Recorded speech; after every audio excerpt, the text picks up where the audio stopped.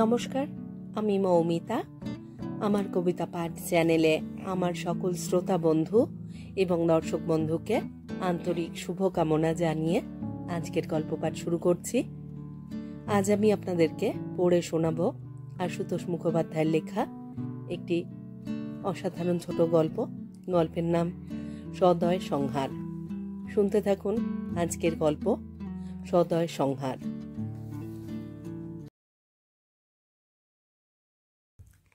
আজ 16 বছর হলো প্রমীলা শ্রী বিষ্ণু উপাধ্যায়ের ঘরে এসেছে। এই 16 বছরের মধ্যে একটি দিনের জন্যও স্বামী স্ত্রীর মধ্যে মতবিরোধ হয়নি। প্রমীলা উপাধ্যায় আজও সেটা হতে দেবেন না। তার হাতে এমন কিছু জিনিস এসেছে যেটা পাওয়ার পর থেকে শরীরের সমস্ত রক্ত যেন শিরশির করে পা বেয়ে নামছে। শুধু নামছেই, তবু না, কিছুতেই না। উঠে পায়ে পায়ে বারান্দায় এলো। সামনের ওই ঘরটার দিকে এগিয়ে গেল। দরজার সামনে এসে থমকে দাঁড়ালো। এটা ওদের স্টাডি। এ ঘরের বাতাস অনেক বিতর্ক আর যুক্তির জালে ভরাট। কিন্তু কদিন প্রমীলা উপাধ্যায় এই ঘরে আসেনি। স্বামীর ডাকাডাকি সত্ত্বেও এড়িয়ে চলেছে। শুকনো কঠিন মুখে প্রমীলা চুপচাপ দাঁড়িয়ে রইল খানিক। তারপর আস্তে আস্তে মারি পর্দাটা সরালো একটু। ওদিকে ফিরে বসে লিখছে মানুষটা নিবিষ্ট চিত্ত। গোছা গোছা লেখা কাগজ পাশে পড়ে আছে। কি লেখা? বহু দৃষ্টান্ত সহ কিসের যুক্তিজাল চড়ানো হয়েছে ওগুলোতে প্রমীলা জানে। এই বিষয়বস্তুটির উপর আজই সন্ধ্যায় একটা ঘরোয়া মিটিং আছে। বেশ জনাকত গণ্যমান্য ব্যক্তি আসবেন আলোচনার আসরে। বিশেষ করে ডক্টর খোসলা তো সবার আগেই ছুটে আসবেন হয়তো। আইনসভার সে একজন বিশেষজ্ঞ সভ্য, এই পরিবারের সহৃদয় বন্ধু। তারই উৎসাহ এবং উদ্দীপনা সব থেকে বেশি।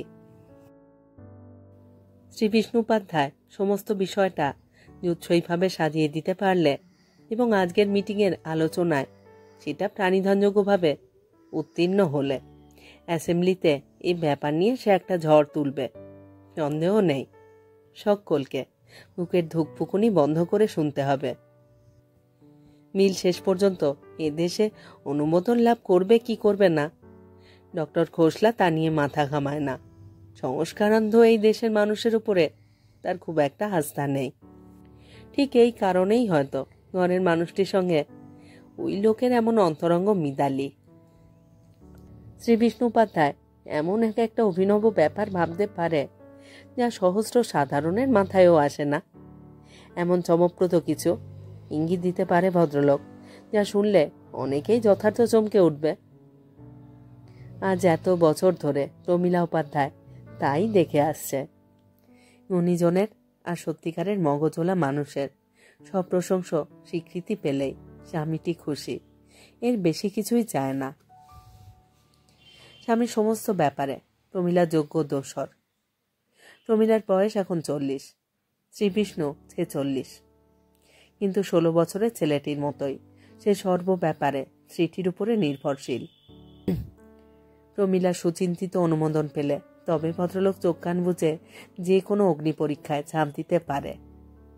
প্রমীলা বড় একটা নিরাশ করে না তাকে। প্রতিভা স্বীকৃতি সবার আগে তার কাছ থেকেই মেলে। প্রমীলা তার কথা মন দিয়ে শোনে, বুঝতে চেষ্টা করে। তারপর সেও তার সমর্থনে সঙ্গতি এবং যুক্তি খুঁজে বের করে। পাকাপোক্ত নজির সংগ্রহ করে। স্ট্যাটিস্টিক্সের স্কলার প্রমীলা উপাধ্যায় এই ব্যাপারে করিতকর্মা মেয়ে। দিল্লির এক মহিলা কলেজের এই বিষয়ের নামী প্রফেসরও সে, সুবক্তা। এদিক থেকেও স্বামীর মস্ত সহায়। শ্রী বিষ্ণু উপাধ্যায় প্ল্যানিং ডিভিশনের মস্ত অফিসার। তার মাথা খেলে, কলম চলে, কিন্তু জিভ তেমন নড়ে না। সিরিয়াস হলে বা উত্তেজনা বাড়লে কথা তোর আরো বেশি ব্যাহত হয়। তোতলামের চিকিৎসাও কম করেনি এ যাবৎ, কিন্তু ফল বলতে গেলে কিছুই হয়নি। অতএব বেসরকারি সভায় বা আলোচনায় প্রমীলা উপাধ্যায় তার যোগ্যতম সেক্রেটারি। প্রমীলার মিষ্টি অথচ স্পষ্ট বাচনভঙ্গি, চোখ চেয়ে দেখবার মতন, কান পেতে শোনবার মতন। চেষ্টা করেও মুখের টান ধরা রেখাগুলো নরম করা গেল না। প্রমীলা নিঃশব্দে ঘরে ঢুকল। টেবিলের কাছে শ্রীবিষ্ণুর পাশে এসে দাঁড়ালো। মানুষটার হুঁশ নেই, জানতেও পারল না। প্রমীলার এই খড়খড়ে মুখের দিকে তাকালে তার ঘাবড়ে যাওয়ার কথা। পাশ থেকে লেখা কাগজগুলো টেনে নিল প্রমীলা উপাধ্যায়। পাতার নম্বর মিলিয়ে কাগজগুলো গোছগাছ করতে লাগলো। এইবার তার উপস্থিতি টের পেল শ্রীবিষ্ণু। মুখ না তুলেই বলল, এই স্লিপটা শেষ হলেই আজকের মতো শেষ। ওদের আসারও সময় হলো বোধ হয়।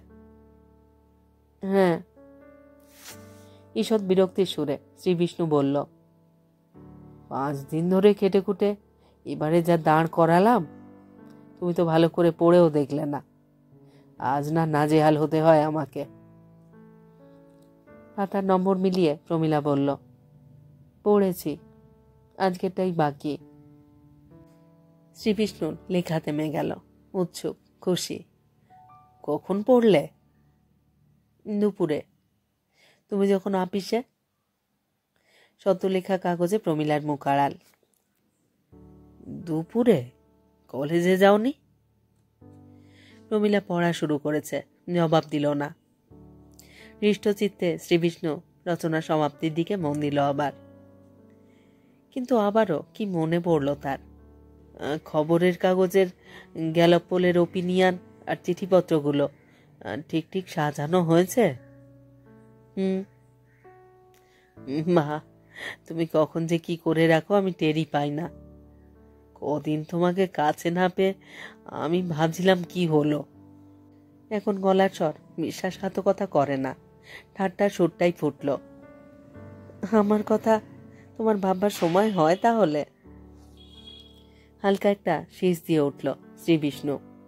তারপরেই লেখায় মন দিল। কাগজের লেখাগুলো ঝাপসা দেখছে প্রমীলা, তবু চেষ্টা করছে পড়ে নিতে। পড়ছেও, কিন্তু মাথায় যেন কিছুই ঢুকছে না, সব তালগোল পাকিয়ে যাচ্ছে। শেষ করলো। মোট ফাইলটা টেনে নিয়ে আগের লেখার পরে সেগুলো সাজিয়ে রাখল। শ্রীবিষ্ণু তখন সমস্ত মন ঢেলে শেষের আঁচড় টানছে। প্রমীলা চুপচাপ কয়েক নিমেষ তার দিকে চেয়ে রইল।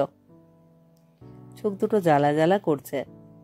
নিঃশব্দে ফাইলটা পাশে রেখে দরজার দিকে এগোলো। বারে, কিরকম হলো, কিছু বলে গেলে না? যথাসম্ভব হালকা করে জবাবটা দিতে চেষ্টা করলো প্রমীলা। বলল, সেটা তুমি খুব ভালোই জানো। কলম না তুলে শ্রীবিষ্ণু হেসে উঠল একটু।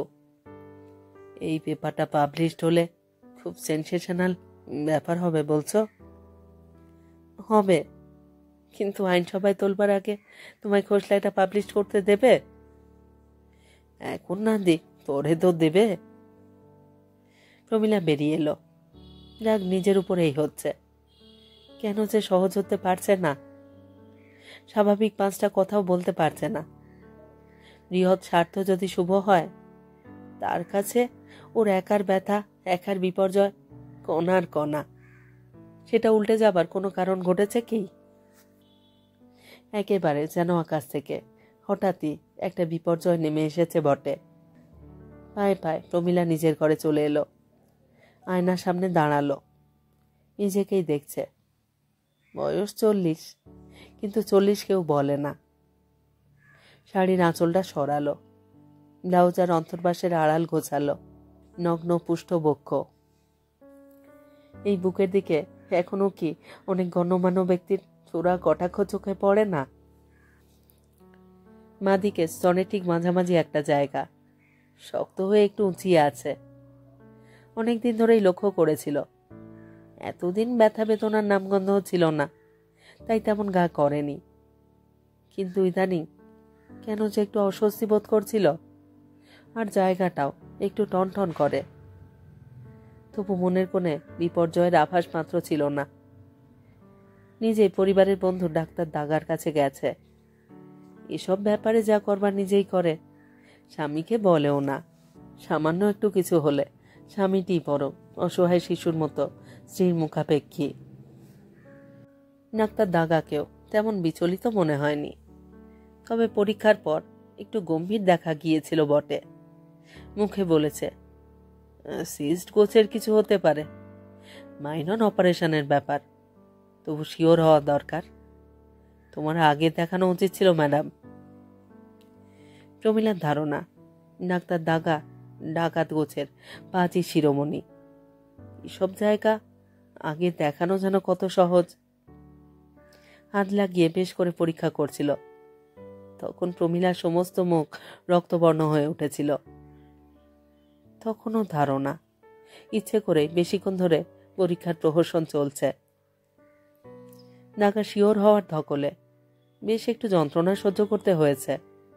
হাসপাতালে কোন একজন স্পেশালিস্টের কাছে নিয়ে গেছে তাকে। তার মন্তব্য শুনেছে, বায়োপসি করা দরকার। ফলে সামান্য একটু কাটাছেঁড়া হয়েছে ওই জায়গার। বায়োপসির নামে মুখ শুকিয়েছিল প্রমীলার। নাগা আশ্বাস দিয়েছে, নার্ভাস হয়েও না madam, just a routine affair. না, তখনও প্রমীলা স্বামীটিকে কিছু বলবার দরকার বোধ করেনি। বলা না বলা সমান। মাঝখান থেকে ব্যস্ত হয়ে লাফালাফি ঝাঁপাঝাঁপি শুরু করে দেবে। কিন্তু ভিতরটা উতলাই ছিল একটু। আজই সকালে সেই স্পেশালিস্টের কাছে চলে গেছে। নাগা শরণাপন্ন হয়নি, কারণ খারাপ কিছু পেলে সে বেমালুম চেপে যেতে ওস্তাদ। চিকিৎসা যা করার করবে, কিন্তু মুখ দিয়ে আর একটা কিছু বুঝিয়ে ছেড়ে দেবে। স্পেশালিস্ট দুঃখ প্রকাশ করেছে, আশ্বাস দিয়ে নার্ভাস হতে বারণ করেছে। প্রমীলা ফ্যালফ্যাল করে তাকিয়েছিল তার দিকে। হাতে বায়োপসি রিপোর্ট। অবধারিত মৃত্যুর পরোয়া নাকি? অন্তর্বাস আর ব্লাউজের বোতাম মেটে শাড়ির আঁচল কাঁধে তুলে নিল। দুনিয়ায় এমন বিস্ময়কর যোগাযোগ ঘটে কি করে? যার স্বামী এমন চমকপ্রদ পরিকল্পনার উদ্ভাবক, তারই ঘরে এমন কাণ্ড ঘটে কি করে? ঈশ্বরের কাজ, কৌতুক। ঈশ্বর আছে কি নেই প্রমীলা জানে না, মাথাও ঘামায়নি কোনোদিন। কিন্তু এমন এক আশ্চর্য মর্মান্তিক যোগাযোগের নাম কি দেবে সে? স্টাডি রুমের বাতাস স্তব্ধ। আলোচনার আসরে আইনসভার ডক্টর খোলসা তর্ক করতে জানে। উৎসাহ এবং উদ্দীপনা তারই সব থেকে বেশি। কিন্তু বিপক্ষের ভূমিকায় আর যেসব অতিথি এখানে উপস্থিত, গুণীজন হিসেবে তারাও ফেলনা নয়। কেউ কেউ দার্শনিক, কেউ বৈজ্ঞানিক, কেউ অর্থনীতিবিদ। এছাড়া শ্রী বিষ্ণু উপাধ্যায়ের সতীর্থ পরিকল্পনা বিশেষজ্ঞ ৩-৪ জন আছে। আলোচনার বিষয়বস্তু সদয় সংহারের নীতিগত এবং আইনগত অনুমোদন লাভের দাবি। বলা বাহুল্য, এই পরিকল্পনার সপক্ষেই অনেক দিন ধরে প্রচন্ড পরিশ্রম করে চলেছে শ্রী বিষ্ণু উপাধ্যায়। নিজের বক্তব্য পেশ করে ভদ্রলোক বিষয়টি আলোচনার মুখে ফেলে দিয়েছে। আমাদের দেশের মানসিকতা, সদয় সংহার সম্ভব নয়। আলোচনায় এই যুক্তিটাই জোরালো হয়ে উঠেছিল। এক খোসলা ছাড়া আর সকলেই নানা জটিল প্রশ্ন মানে শ্রী বিষ্ণুকে জর্জরিত করে তুলেছিল। কিন্তু ভদ্রলোক একসঙ্গে বেশি কথা বলতে পারে না। কথা আটকে খেই হারিয়ে ফেলেছিল। যতটা সম্ভব জোরালো জবাব দিচ্ছিল ডক্টর খোসলা। শ্রী বিষ্ণুপাধ্যায় ঈষৎ বিস্ময়ে বারবার স্ত্রীর দিকে তাকাচ্ছিল। এমন একটা সময় সে চুপচাপ বসে কেন ভেবে পাচ্ছিল না। তার নীরব সকাতর আবেদনে প্রমীলার হুঁশ ফিরল যেন এক সময়। নড়ে চড়ে সোজা হয়ে বসল সে। স্বামীর লেখার ফাইলটা নিজের কাছে টেনে নিল, অন্যান্য তথ্যের ফাইল কটাও। তারপর এদেশের মোট অথর্ব পঙ্গু অতি জরা জর্জর জীবনমৃত মানুষদের স্ট্যাটিস্টিক্স দাখিল করে খবরের কাগজের গ্যালপোলে বিদগ্ধজনের মতামত পেশ করে বিভিন্ন দেশের নজির দেখিয়ে এবং মাঝে মাঝে স্বামীর লেখার উদ্ধৃতি তুলে দিয়ে নাতি দীর্ঘ এমন একটি বক্তৃতা সুসম্পন্ন করল প্রমীলা, যা কান পেতে শোনবার মতো, হৃদয় দিয়ে অনুভব করবার মতো। আর মাথা দিয়ে বিশ্লেষণ করবার মতো। হৃদয়ের সমস্ত আবেগ আর আকুতি ঢেলে যেন এই কাজটি করে উঠল সে। তার বক্তব্য, এই দেশেই সব থেকে বেশি সদয় সংহারের স্বাগত লাভ করা উচিত। লক্ষ লক্ষ কোটি কোটি অন্ধ, পঙ্গু, অথর্ব, চিরব্যতিগ্রস্ত মানুষ মৃত্যুর চতুর্গুণ যন্ত্রণা নিয়ে অস্তিত্বের বোঝা টেনে চলেছে। কিন্তু একদিকে আত্মহত্যা যেমন ভয়াবহ, যন্ত্রণাদায়ক, আইন বিরুদ্ধ, অন্যদিকে তার সুযোগ সুবিধেও অতি পরিমিত। 1 দশক আগে ব্রিটেনে এই আইনের খসড়া উঠেছিল, কিন্তু অনুমোদন মেলেনি। সেখানেও এই আন্দোলনের সূত্রপাত ঘটেছিল। কারণ দেখা গেছে 40 বছরের অধিককাল ধরে সামান্য সরকারি কৃপায় জীবন টেনে চলেছে এমন জরাজর্জর বেকার বৃদ্ধের সংখ্যাই কয়েক লক্ষ। এছাড়া শারীরিক কারণে পঙ্গু এবং অশক্তের সংখ্যাও লক্ষ লক্ষ। পরীক্ষা নিরীক্ষায় দেখা গেছে তাদের বেশিরভাগই জীবন যন্ত্রণা থেকে মুক্তি চায়। ব্রিটেনের তুলনায় আমাদের চেহারা 10 গুণ ভয়াবহ। এমন চিত্র পৃথিবীর এই জনসংকটের যুগে আর কোথাও আছে কিনা সন্দেহ। তাই যে জীবন অনায়াসে বপন করা যাচ্ছে না, যে জীবন নিজের কাছে অপরের কাছে ব্যর্থ, যে জীবন নিজের এবং পরিবার বর্গের কাছে শুধু দুর্বিষহ বোঝা মাত্র, সেই জীবনকে জোর করে টিকিয়ে রেখে লাভ কি? একসময় গণপরিষদের সংবিধান রচনাকালে আত্মহত্যার মৌলিক অধিকার দাবি করা হয়েছিল। 26 বছরের স্বাধীনতার পরেও লক্ষ লক্ষ কোটি কোটি জীবন বিলম্বিত মানুষের সদয় সংহারের পথে স্বস্তি দেবার দাবি সোচ্চার হবার সময় কি আসেনি? যাদের কাছে জীবন তার সমস্ত রং এবং রস হারিয়ে শুধুই দুর্দশার বোঝা, যারা একান্ত ইচ্ছুক বেদনাদায়ক আত্মহত্যার পথে নয়, ঘুমের মধ্যে এমন কোনো ওষুধ যদি প্রয়োগ করা হয় যা যন্ত্রণাহীন চিরনিদ্রার সহায়ক হবে, তাহলে আমরা তাদের অভিশাপ পাব নাকি আশীর্বাদ লাভ করব? শান্তি, স্বস্তি, স্বাচ্ছন্দ্য এবং সুস্থ নিরোগ জীবনের সুযোগ যারা পেল না, তাদের যন্ত্রণাশূন্য মৃত্যুর দাবি আমরা নাকচ করব কোন অধিকারে? ঘরের বাতাসও স্তব্ধ, যেন প্রতিটি মানুষ নির্বাক। শেষের দিকে প্রমীলার সমস্ত মুখ আর চোখ যেন জলজল করছিল, গলার স্বরও কাঁপছিল একটু একটু। ডক্টর খোসলাই প্রথমে নীরবতা ভঙ্গ করল। সে বলে উঠল, ম্যাডামের এই ভাষণ আমি আবার শুনব, টেপ করব, আর তারপর হাউস মাত করে দেব। Thank you madam, thank you. বিষয়টা সাড়া জাগানোর মতো একটা ব্যাপার যে হতে পারে, সে ব্যাপারে সকলেই এর সায় দিয়েছে। প্রমীলা উপাধ্যায় নিজের ঘরে শয্যায় বসে, স্তব্ধ কঠিন সমস্ত মুখ, চোখ দুটো ভীষণ জ্বালা জ্বালা করছে।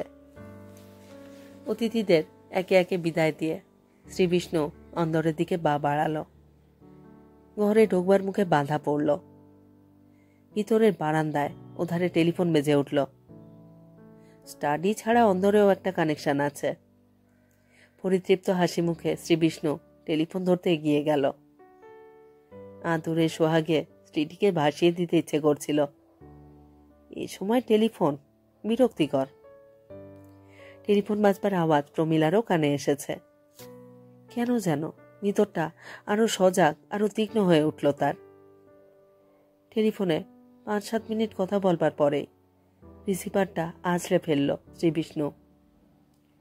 এই 5-7 মিনিটের মধ্যে ঠিক তার মগজের মধ্যিখানে যেন আচমকা প্রচন্ড মুগুরের ঘা পড়েছে একটা।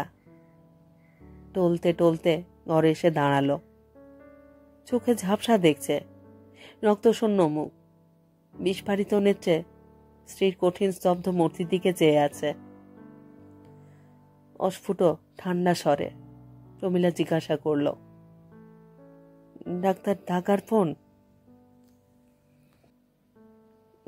ঢাকার ফোন? শ্রীবিষ্ণু জবাব দিল না, চেয়েই আছে। পায়ে পায়ে কাছে এগিয়ে গেল, খুব কাছে। প্রমীলার তীক্ষ্ণ কঠিন দৃষ্টি। হঠাৎ ঝুঁকে উদ্ভ্রান্তের মতো শাড়ির আঁচল সরিয়ে একটা অসহিষ্ণু হ্যাঁচকা টানে ভিতরে জামাশুদ্ধ ব্লাউজটাকে ছিঁড়ে দুদিকে সরিয়ে দিল। বাধা দেবার সুযোগও না পেয়ে প্রমীলা বলে উঠল, আহ, ঘরের দরজা খোলা। শ্রী বিষ্ণুর কানেও গেল না। বায়োপসির দরুন ঈষৎ ক্ষতজোড়া ফোলা জায়গাটা দেখতেই লাগলো, চেয়েই রইল। আবার রক্তশূন্য পাণ্ডুর মূর্তি। প্রমীলার দৃষ্টি তেমনই তীক্ষ্ণ, তেমনই কঠিন।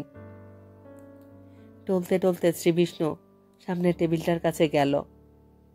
কাঁপা হাতে ড্রয়ার খুলল। হাতে বায়োপসি রিপোর্ট। হাত কাঁপছে। পড়তে চেষ্টা করল, চোখে ঝাপসা দেখছে। রিপোর্ট ফেলে টলতে টলতে ঘর ছেড়ে বেরিয়ে গেল। নিশ্চল কঠিন পাথরের মতো বসেছিল প্রমীলা উপাধ্যায়। কতক্ষণ কেটেছে জানে না। 1 ঘন্টা হতে পারে, তার বেশিও হতে পারে। বাইরে বারান্দার কোণ থেকে বেশ বড় লাল আভা চোখে পড়ল একটা। সচকিত হয়ে তাড়াতাড়ি উঠে এলো। তারপর নির্বাক আবার। মাঝারি সাইজের ইলেকট্রিক হিটারে সদয় সংহারের ফাইল শুদ্ধ, নিজের সমস্ত লেখা, গেলপুরের সমস্ত নথিপত্র আর তথ্যাদি পড়াচ্ছে মানুষটা। তাড়াতাড়ি কাছে এগিয়ে গেল। আগুনের আভায় মুখখানা লাল দেখাচ্ছে। 2 গাল বেয়ে ধারা নামছে। প্রমীলার শক্ত কঠিন মুখখানা নরম হতে লাগলো। দেখতে দেখতে ওই মুখ কমনীয় হয়ে উঠল। অদ্ভুত এক প্রশান্তি স্পর্শ অনুভব করছে। চোখের কোণ দুটো তারও চিকচিক করছে। এগিয়ে এসে পিছন থেকে একখানা বাহু ধরে টানল। ওঠো, খুব হয়েছে। ফাইলপত্র দাউ দাউ করে সব জ্বলছে। জলে ভেজা আরক্ত চোখে শ্রী বিষ্ণু ফিরে তাকালো। প্রসন্ন কমনীয় ঝাঁঝে আবার তার বাহু ধরে টানল প্রমীলা। বলল, অত ঘাবড়াবার কি আছে, এসো না।